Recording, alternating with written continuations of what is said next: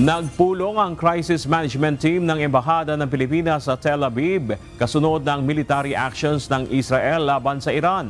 Nakikipag-ugnayan na ang Embahada sa mga otoridad ng Israel at Pilipinas upang matiyak ang kaligtasan ng mga kababayan natin sa naturang bansa.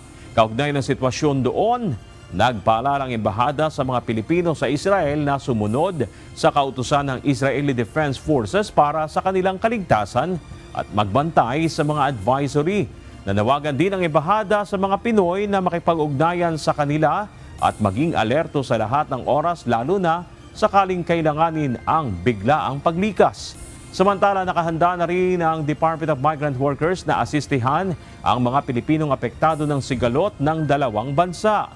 Maaring tumawag sa kanilang mga hotline na 1348 para sa mga nasa Pilipinas at +6321348 para sa mga nasa ibang bansa.